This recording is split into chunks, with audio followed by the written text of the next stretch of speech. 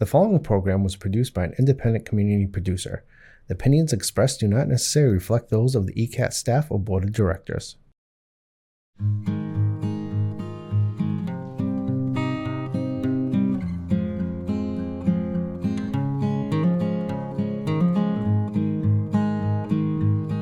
Good evening, and welcome to the November episode of For the Love of Words. This evening, our featured poet is Rama K. Ramaswamy. Rama is an author, educator, journalist, and scientist.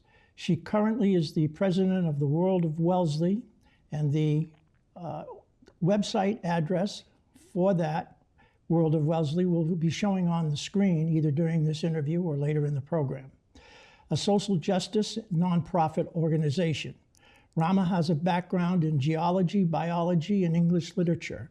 Her PhD work focused on the biogeology of extremophiles, funded by the U.S. Geological Survey. Over the past 3 decades, her articles and poems have appeared in local and national newspapers, journals, and magazines. She is the producer of Chatting It Up with Rama at Wellesley Media Corporation and on YouTube. Her collection of poetry, Coming Full Circle, is available online and at Amazon.com. All proceeds from the sale of that book go toward breast cancer research. She's working on her next collection of poetry, which is set for publication in 2025. Welcome. Thank you for inviting me, John. I usually start with a question, what brought you to poetry? But I think I'm going to start with you. What brought you to writing poetry? So that's an interesting question. I think that basically I've always enjoyed writing. So ever since I was very young and in school, writing or journaling was just something I did on the side that just gave me comfort. And I actually, a lot of kids had a sticker collection or coin and stamps collections, and mine was collecting quotes. So it was just something, it was weird, but I kind of just enjoyed it, and so started there. Okay. Your website, which we didn't mention in the introduction, but it's rkr-ink.com, has a saying that's all in capital letters: empowered women empower women. Individually, one drop; together, an ocean. Could you expand upon that thought? Sure. It's interesting. My mother was or is a retired professor of literature, and she's a very impressive academic. One of the things she always said to me growing up was, by the time you grow up, women are going to be, all women are going to unite and be best friends with each other. And so that was I think that was something that she had always hoped would happen in her lifetime, and she was convinced that by the time I reached into adulthood, that would be the reality. So that's something that always kind of stayed with me. So I was always that person who had a lot of friends who were women, and I would seek out people, and I would be very supportive because they were women. And that also translates into being non-judgmental of fellow women, so things of that nature. Eventually, I went into science, and I realized that women are a minority, and so that furthered my sort of subconscious or quest to support fellow women. So that's something that's been a theme that's been important. Okay. And continues to be important. I'm sure. Several years ago, during an interview, you were asked, when did you first consider yourself a writer? And part of your answer was, quote, "To be called a writer sounds very accomplished, very professional," close quotes. And you went on to say that you didn't consider yourself quite there yet. Has that opinion changed since you did that interview? Well, that's a good question. I think for me, it's really the key word is becoming. It's more about the process than the result. So I think it's one of those lifelong sort of quests of becoming. right? So something that you never really fully achieve? Is that... I don't even know if it should be considered an achievement as such, but it's just a process of being who you are, if that's important to you.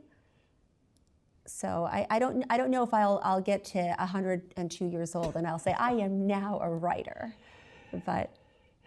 Well, would it be fair to say that your first book of poetry, Coming Full Circle, contains poems that reflect observations about your life, things that you've observed in the life of others, as well as in the world we live in? Would that be a fair assessment, generally speaking, of the poems in that book?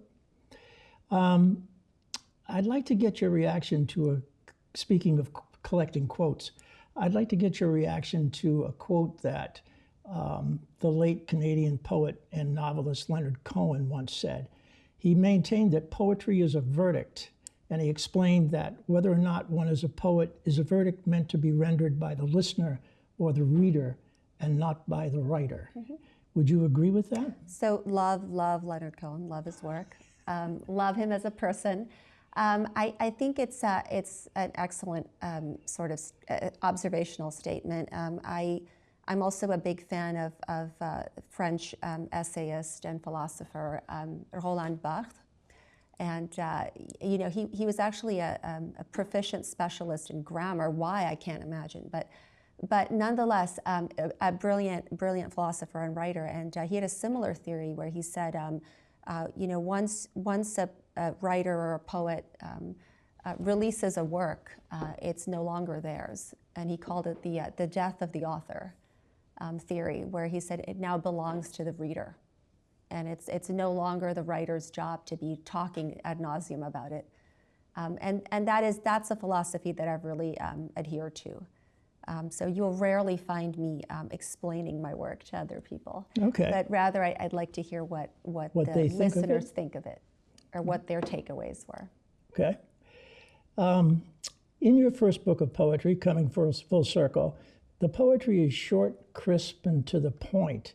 Is that form or style of writing a result of your years of scientific training, or simply the way you write, or perhaps both? Well, I'd love to make that connection and say, you know, there's a definite, you know, cause and correlation there. But I think that, well, yes, I have, you know, trained as a scientist, and that is, you know, my one of my identities. But I think I just prefer shorter poetry. It may have been because I've been forced to read lots of run-on poetry. And although I do admire Keats and Byron, some of their, you know, pages and pages and pages of poems were really, you know, tough to get through sometimes. Yeah. But yeah, I think also in the modern world, you know, I think, you know, there's just a lot of ADHD in general. You know, and I don't mean that with any sort of disrespect in any way. I think that just, you know, people's attention span in general is shorter and shorter. And I just, you know, for me, I want to read something that's short, crisp, and gets to the point. And it's also a good summary of all the thoughts that person is thinking. You know, and putting it in there, it's kind of almost like an abstract for a science publication. You know, instead of reading the entire, you know, procedure, the methodology, and the discussion, you just have it all there in the abstract. Right, right. Well, when I was in college, I had a professor who was my mentor in poetry, the American poet John Matthias. And he has written many books, poetry books, many long poems. And I once went up to him years later when I met him on campus again and handed him one of those long poetry books and asked him to sign it for me.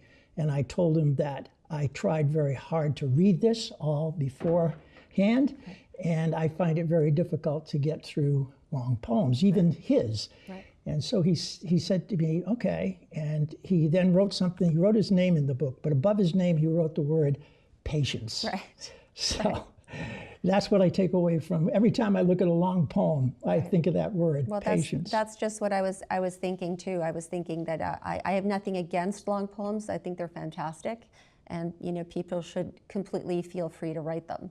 And it's you know, all forms of writing. Everything is a story at the end of the day, and it's worth being told. and everyone should feel validated to write what they want to write. I just lack the patience, I think, to get through page 26 I can relate of one that. poem. So I can relate to that. Also, in regards to your poetry, there's another, when I was doing my research about your background, these couple of quotes from one I've already given you, there's another one that Leonard Cohen said, and when I was reading about your background, this quote of his came to mind, and that is, he was once asked if his poetry was autobiographical. And he said it would be fair to say that, but that among the things that autobiography includes is the imagination, as everyone's imagination has a history of its own, just as every individual has his or her history. Do you feel that that applies to your poetry as well? It's autobiographical, but also with an application of imagination? Sure. I think each individual, I think we all have our imaginations, right? I mean, that's, in a sense, that is who we are. It's a mix of our experiences and what we imagine. For me personally, I'm also a bit of a story collector. So it's my work is sort of reflective of an amalgam of things that I've been through, but also all the stories of other people and all the experiences that I've had and other people that I've come across meeting have had. Mm-hmm. So it could go anywhere. It's a lot of possibilities. Are there any projects that you have currently going? I know we said in the introduction, right, your new collection of poetry is coming out 2025. Right. Do you have any other projects that you're working on at the moment? So that book has taken a really long time as my second book, and I'm almost done with it. But it takes the time it takes. So there's quite a few years of separation between the first and the projected release of the second book. But so I am trying to finish that. I'm also working on a collection of short stories, fiction. That's in the works. Do you have working titles for either of those? I do have a working title for the next book of poetry. It's going to be called Carencia. Okay. Can you explain to me and the audience what that word means? Not very well today, but I'm still working on how exactly to explain it. So there isn't really a literal English translation for the word. It comes from the Latin querer, and it's a Spanish term. But it's a really interesting concept, and it's used very frequently in the arena of bullfighting. But it's essentially a paradoxical and contradictory term, because it's in reference to the bull in the arena once released, trying its best to find a sort of sweet spot, or a spot in the arena where it feels at its most powerful. And it's a matador's job to do anything he can to keep the bull from reaching that spot, because if that bull hits that spot, he's essentially in for a good goring. So it's the spot in the arena where the bull has nothing left to lose and is at the height of his power. So is that a clue as to what the thematic spread of your poetry might be? Absolutely. And I think it's also slightly contradictory, because how for human beings, how do we get to a place where we feel we have nothing left to lose, and it's essentially a place of danger, but then also feel fully self-actualized and fully yourself in that place at that moment. And then what is our reaction? What do we do at that point or afterwards? And the other sort of lead into that word or that term is a sort of a yearning or a longing for a sort of a nostalgic home, or a place of belonging, and that's also related to that sweet spot. So it's a complex and multi-layered sort of concept. And are the poems, or some of the poems you'll be reading tonight, reflective of that? Yes. So I have so all the poems that I'll be reading tonight are originals that will most likely go into that new collection. And I have one poem from my previous book, so that I'm bringing back, because it is the fall, and it's about the fall. Well, we look forward to hearing you. Thank you again for coming in tonight. Well, thank you. So the first poem I'm reading tonight is from my first book, Coming Full Circle, and this one is called Leaf Fall. Sighing in the long autumn wind, a single sun-mottled leaf dreams psychedelic enough to unwind, dares a takeoff from trees' mothering grief. Oh, the splendorous possibilities it signified in its pause, shimmer, suspension, and fall. A gyrating go-between for a cause dignified, a mystic conjuring a sign beyond recall. Leaves fall, snakes, lizards, frogs molt. While we all accumulate crusty, cursed barnacles, it's hard to tell in our human cult where, when soul transforms into toothed manacles. And then I'll move on to my next poem, which is an original, and we'll go into my second book coming up called Carencia. And this one is called A Love Poem for Time. Once upon a time, before time knew its name, there was a kingdom where mirrors held their tails and glass slippers shattered on cobblestones. It's only logical. You are the whisper before dawn, before voices stir, before the last sigh of a spell cast long ago, and the first breath of a girl who did not wait. You're the hour when pumpkins stayed pumpkins, and the gowns remained closeted, while the prince danced alone in a ballroom of regrets. You are neither the fairest nor the most forgotten. You are the echo of steps not taken, the pause between a wish and its undoing. Sometimes you surprise me with your untamed forests, where wolves learn to speak in the language of flowers, and girls in red capes always choose paths wanting where. But mostly, you're the minute they cut Rapunzel's hair and the tower began crumbling in. I feel for you, dear time, you who are neither beginning nor end, but the shape of the tale, the infinity of the myth. You are the rattle between rage and serenity, a labyrinth. You are the slipper that did not fit, the apple that was devoured to its core, the kiss that wasn't needed to break the spell. And when the clock strikes 12, you remain, unchanged, undaunted, the second we learned that we could save ourselves.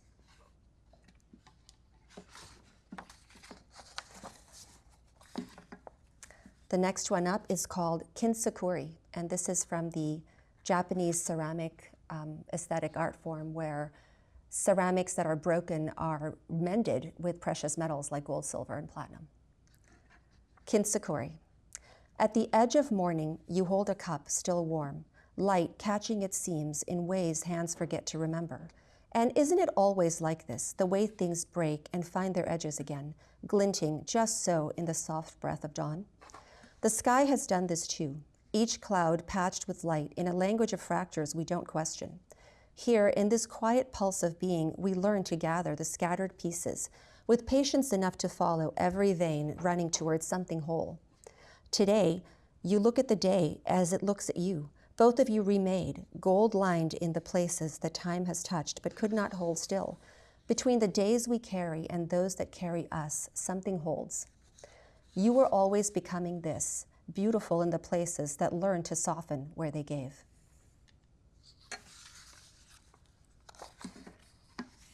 And then I think I'll have maybe one more. And this one is called, I finally gave it a title, To Desire and Memory. Somewhere between the oyster catcher's call and the shoreline it haunts, there is a silence that catches like a thread in the weave of the tide. The horizon, pale and distant, refuses to hold the sun. Solar flares wrap their glow, blush spices and saffron salts. It slips, and I am left with shadows, the deliquescence of storm clouds in winter, where light is neither beginning nor end, but an echo of both, thin as the breath of moths at dusk. And in the space between the diaphanous wing and the flame, memory flickers.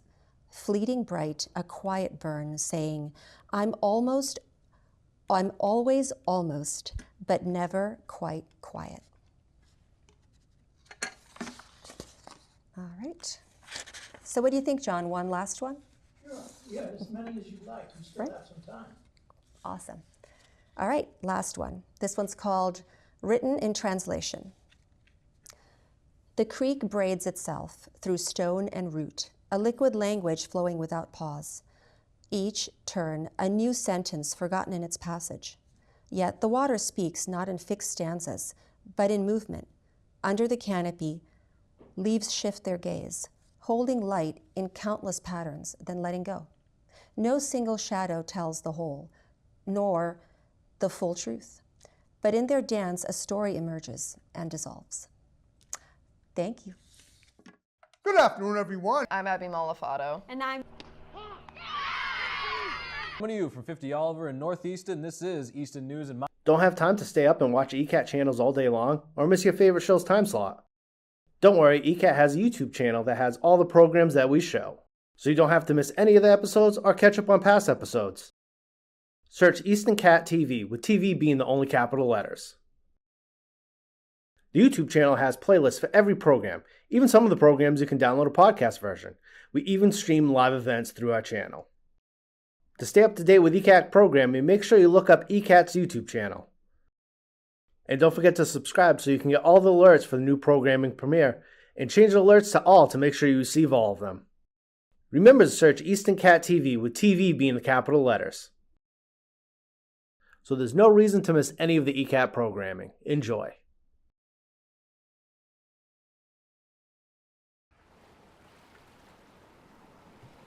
Yeah. This is the life. Just relaxing by the beach. What could be better than this? I've got an idea. What? I'd really like to find a forever home. Forever home? Yeah, like Jack Ryan talks about on Easton News. A forever home. All those animals at the APCSM, they get forever homes. Why not us? Listen, man, I hate to tell you this. Tell me what? Come on, tell me. Look, I can take it. Look at me. Come on, tell me. I can take it. Come on.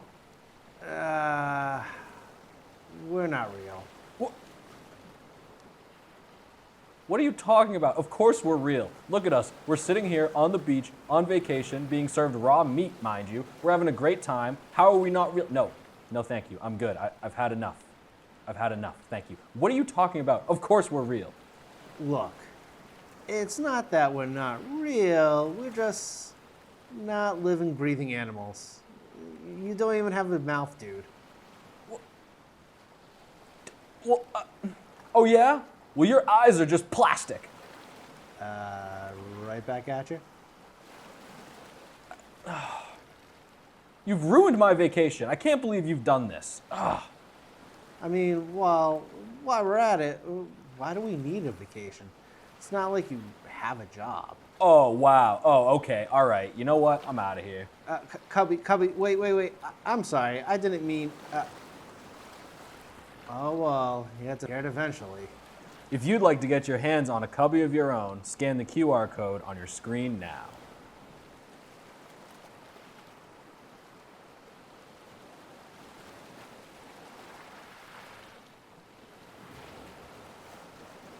Welcome, ladies and gentlemen, boys and girls, residents of Easton, friends and neighbors. This is Bill Ames, co-host with Priscilla Almquist Olsen of the Film Connection on ECAT now for over 20 years.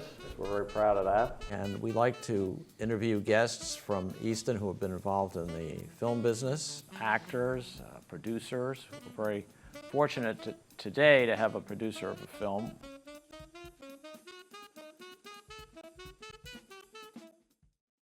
Welcome to Service Matters, a weekly radio show that talks about the good things that are happening in local communities and beyond.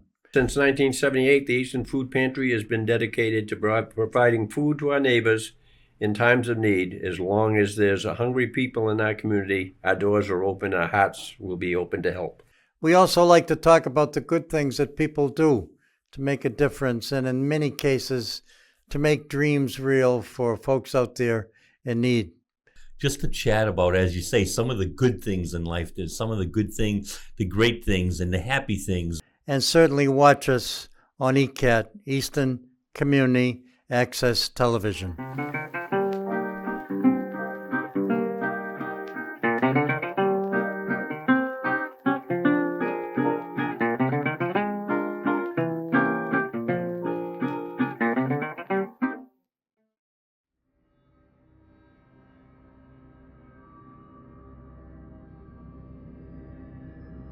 Oh, I didn't see you there. Sick of all the new shows and movies dominating pop culture? Well, have no fear, because Old Time Movie and Old Time TV are here, where we like to add our own flair. There's a truck out front, and if we could just get the keys. Man, are you crazy?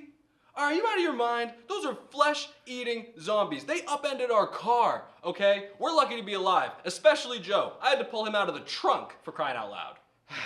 It's been a long day.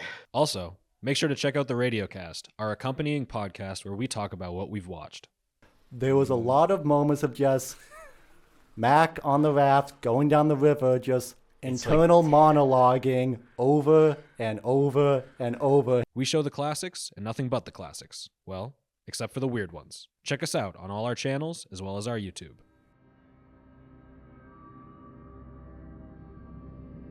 Welcome to For the Love of Words.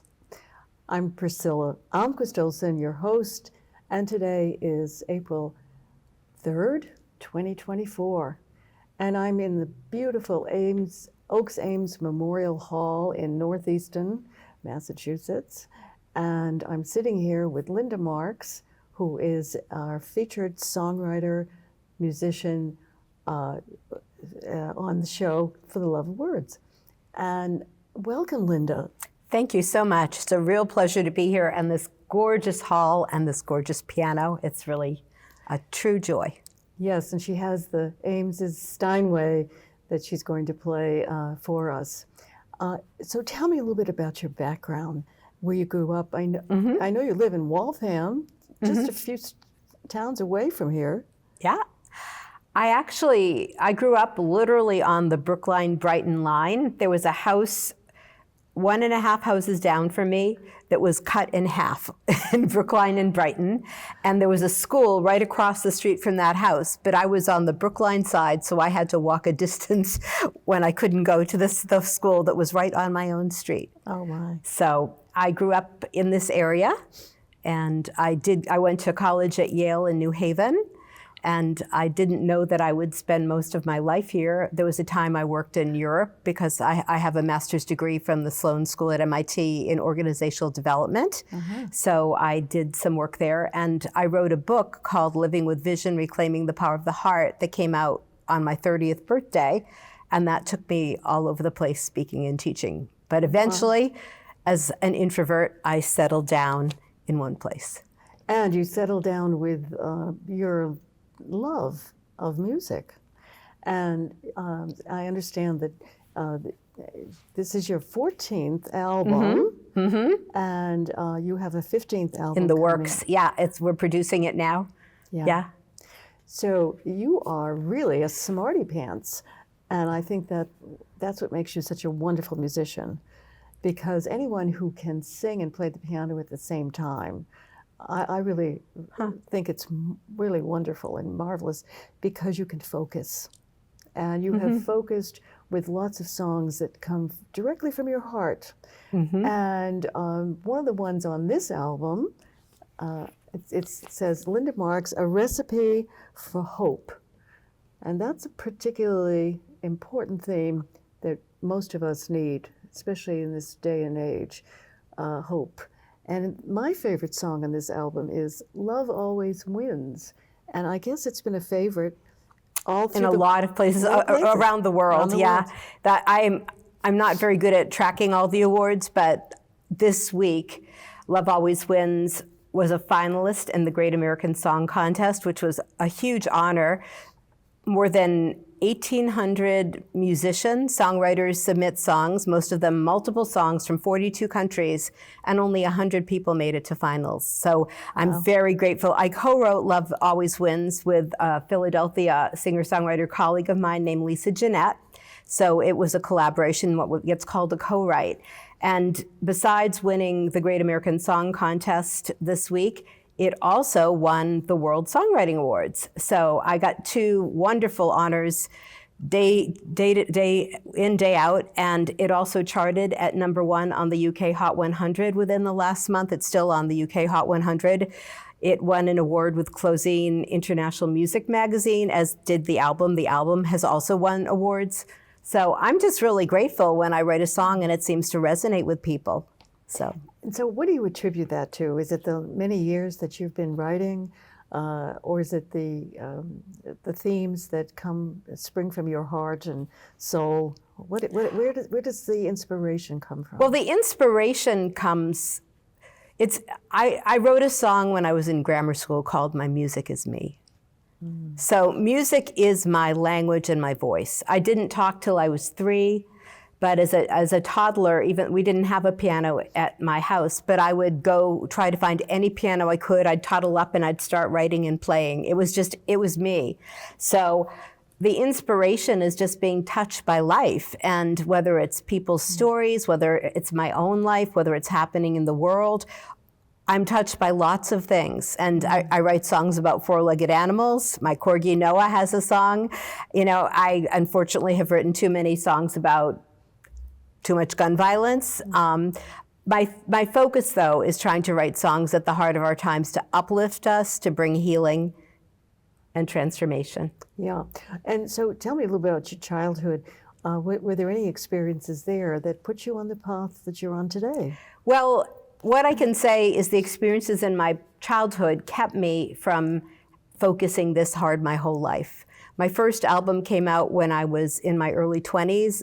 I went to Yale as a music major with honors and distinction and co-founded Yale's third women's a cappella singing group when I was a 17-year-old freshman. It is still there today. However, my father did not feel very good about my passion for music or my passion for wanting a piano, and his mantra was music is a waste of a good mind. So I had to work and earn money to buy my own piano. At 11, I had enough to buy a guitar, so I started teaching myself guitar, and at 13, I'd earned enough doing whatever a little kid could to buy a piano, and I've never looked back. But my 15th studio album, which will be out January 1st, 2025, the title song is called The Silence of the Stars, and that is a story about the little girl's love affair with her piano. Okay, so you're reaching deep into your roots as well. Wonderful. Well, thank you so much. Now you're going to be playing some songs today. Can you that you have written and co-written? Can you tell us a little bit about the themes of those songs? Yeah, it's always interesting when I'm going to play. I meditate on which ones to choose. There's one called "No Time for Dreams." It's sort of in the more Latin jazz pocket, and we're working on the arrangement of that right now with saxophone, with bass, with guitar, with drums, with piano and voice. It's a really beautiful song that people love, but it takes place by some of the bodies of water where I take walks, where I see lots of waterfowl. I have a song called "Motherless Daughters, Fatherless Sons," which is somewhat autobiographical, but it's also something that many people experience about what gets passed down through the generations. I have one of my newest songs is called "Introvert," which speaks for itself, and people really like that song. And I am also going to play "Love Always Wins." Well, thank you. And you certainly aren't an introvert, and you should be very proud of your all your accomplishments. Well, thank you. And especially for the future ones, because you're not done yet. No, I'm not. And I am an introvert, but I've worked very hard to become an ambivert. So I'm a circumstantial ambivert, but I'm very happy to go home and go in my little music studio with my cats. So well, thank you so much for coming here to Northeastern, to the Oaks Ames Memorial Hall, Linda Marks, and sharing your beautiful music with all of us. And all the best and continued success. Thank you so much. I really appreciate the opportunity to be here and to play this beautiful Ames family piano. I am going to open with a song called "No Time for Dreams." It's going to be on my 15th studio album. The 15th studio album is called "The Silence of the Stars," and we're in the process of doing the recording right now, which is really fun. It's going to have saxophone, piano, vocal, bass, and guitar, and then once that's all there, I might put more on it, and percussion as well. And if you can imagine walking to a river or to a pond, and this is a really good time of year to do it because all the waterfowl have come back. I go on walks every day in search of beauty, and I find swans and geese. The ducks aren't there yet, but this is something that takes place at the river, the Charles River, and there's this beautiful bridge on Moody Street where on one side there's a waterfall, and the other side it's a pretty big expanse with lots of orange cones on it, but there are lots of waterfowl. So this is called No Time for Dreams.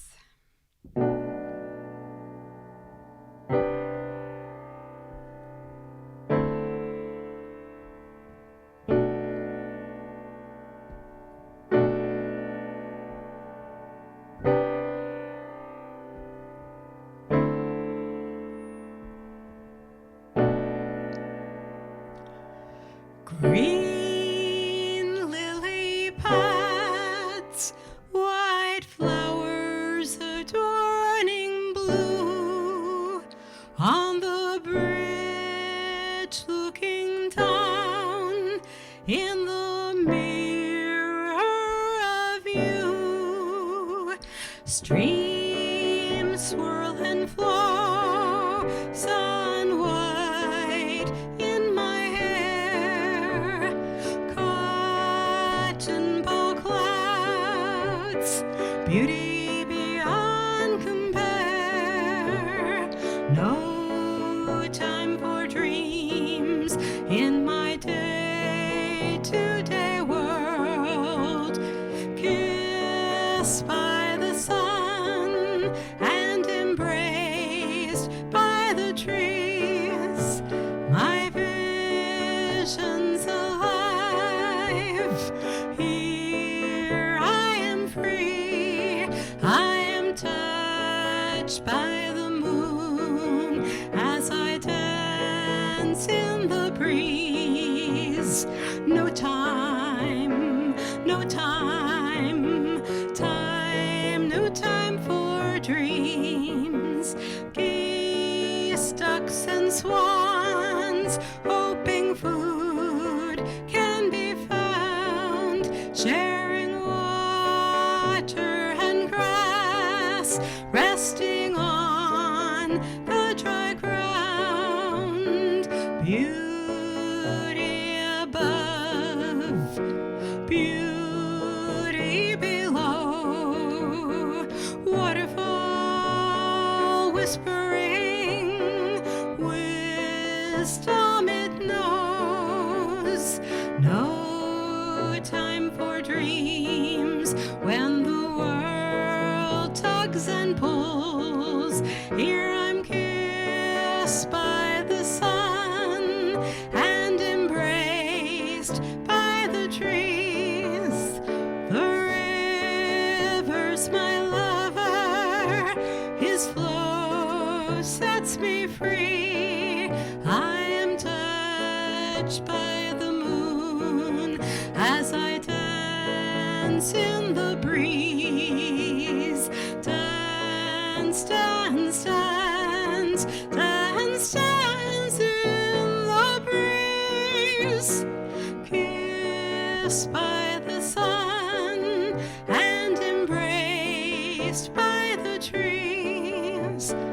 No time for dreams. No time for dreams. No time, no time, no time for dreams. Make time, some time, some time for dreams.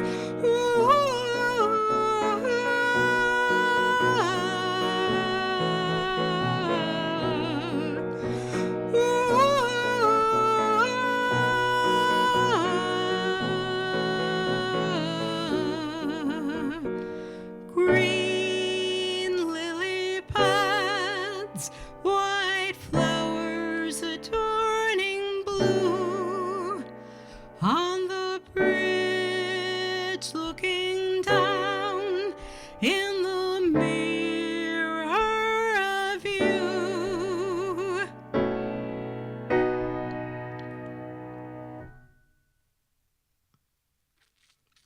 That's No Time for Dreams.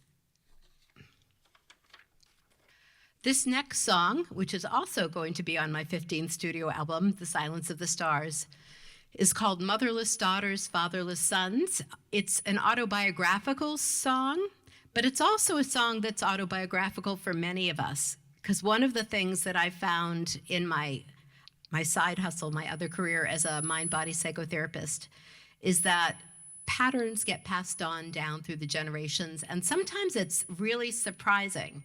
And sometimes you try to work on something psychologically, but they still keep creeping in there because what our ancestors have experienced is built into our DNA. So this is Motherless Daughters, Fatherless Sons.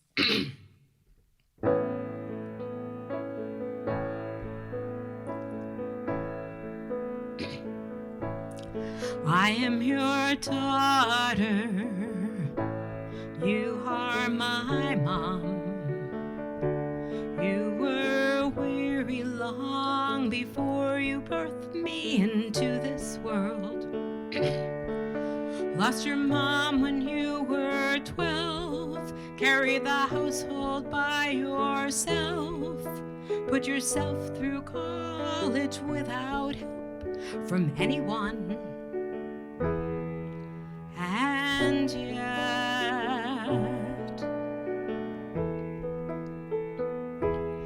motherless daughters, fatherless sons, I am your mother, you are my son. Emotional nurturance was not something he could offer you. His own challenge, mental health, sole focus was himself. Still cannot see the pain that he's passed on to you. And yet, motherless daughters, fatherless sons, haunted or uplifted by folks we never knew. Neglect to care shapes our DNA. Our ancestors live in us, in our face and in our eyes, and as ghosts who spook us deep inside.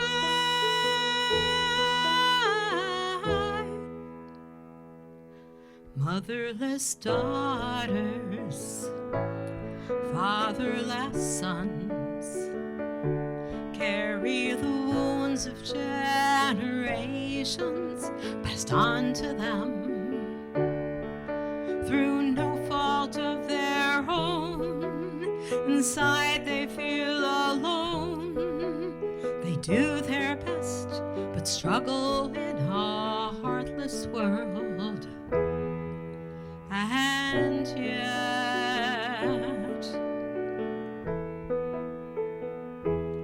motherless daughters, fatherless sons, haunted or uplifted by folks we never knew. Neglect to care shapes our DNA.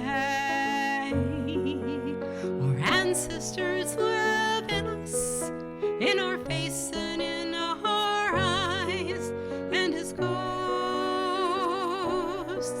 who spook us deep inside.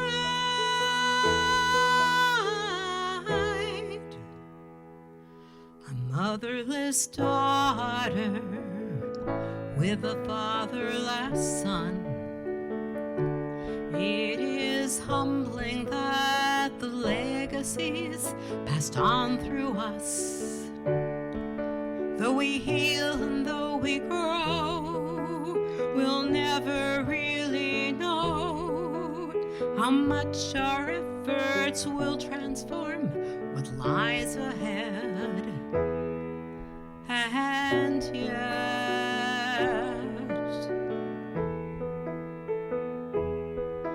And yet,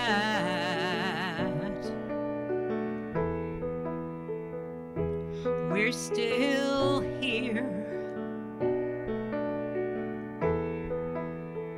And love is real.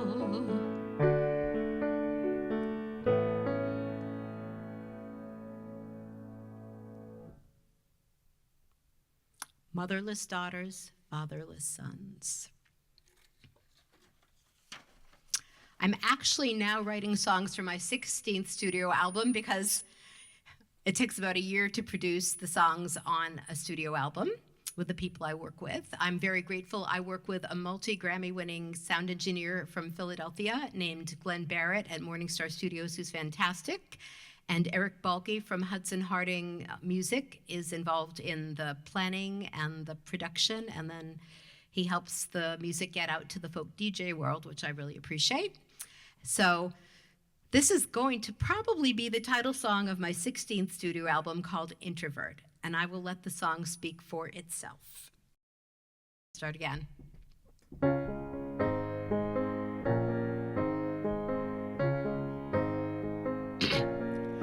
A little girl dreamed of walking the red carpet, not for show, but to share what she loves. She'd sing her song, heads would nod, hearts would open. The band would play as angels danced up above. In our picture-perfect world, where optics rule the day, there isn't any room for what she has to say.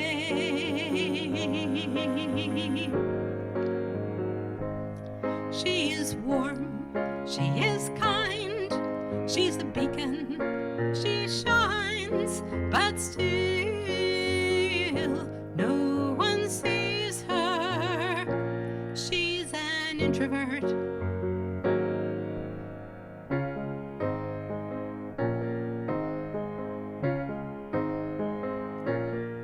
You wouldn't know at first glance when you see her. Her sparkling eyes glow with beauty from her heart. She can lead so well when most just follow. You'd never guess something's tearing her apart. 'Cause the business can be hard and money buys the stage. She pulls out all the stops, but invisible she remains.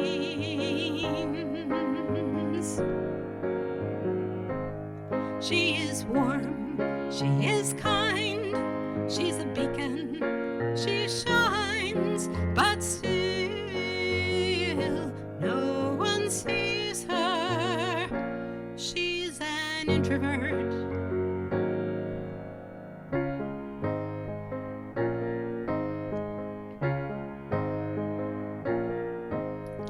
Music's her passion and music's her voice. Music's her secret, her fountain of joy. Years of work on herself have brought courage that's been fueled by the love in her heart. Her songs bring hope, peace, they bring us together. She feels joy and her tunes climb the charts. She is warm, she is kind, she's a beacon, she shines, but still no one sees her. She's an introvert. Hooray for introverts. She's an introvert.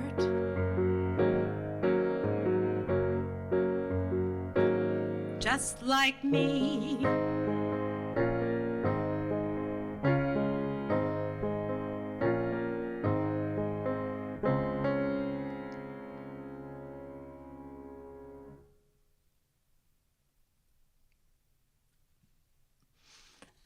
People don't know that I'm an introvert when I'm out in public because I've learned to be an ambivert. And that's what introverts do. Actually, it's amazing how many singer-songwriters are introverts, but because of the passion and the love of the music, when we show up, all the joy and radiance comes out of us, and people would never know that we want to go home and hide out with the dog and the cats.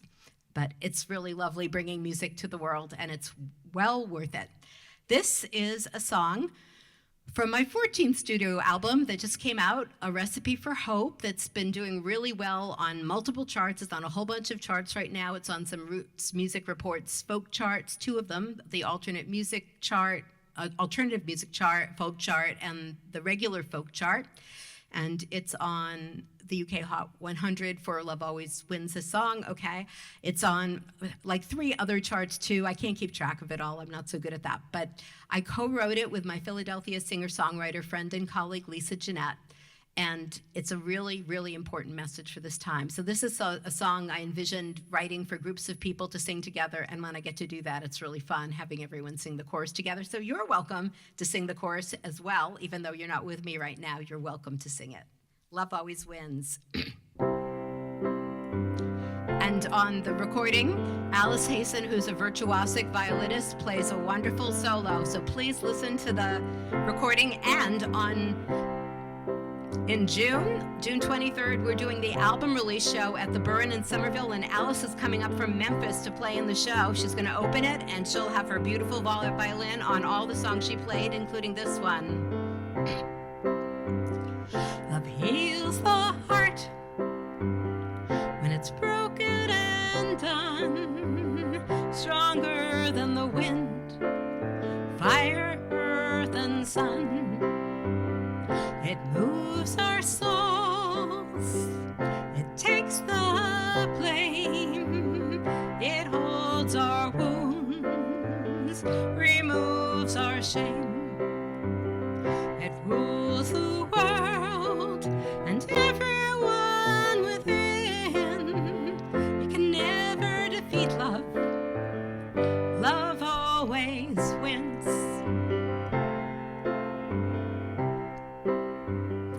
It's deeper than hate. It can tear down walls. Love is the balm. It heals us all. For the broken and scared, when all is lost, love is a force that has no cost. It rules the world and everyone within. You can never defeat love. Love always wins. And this is where Alice plays violin, but I'm just going to do a little scatting.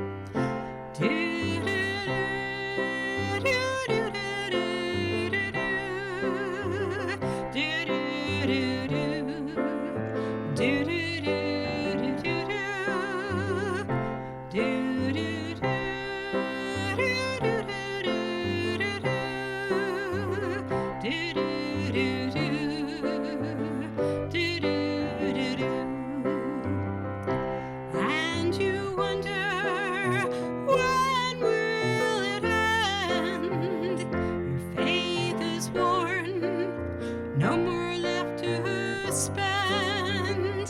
Your war-torn heart, weary to the bone, it beats with mine. You're not alone. It ends the war when it marches in. It's the driving force. It's your chosen kin. It won't give up when time wears thin. You can never defeat love. Love always wins. You can never defeat love. Love always wins.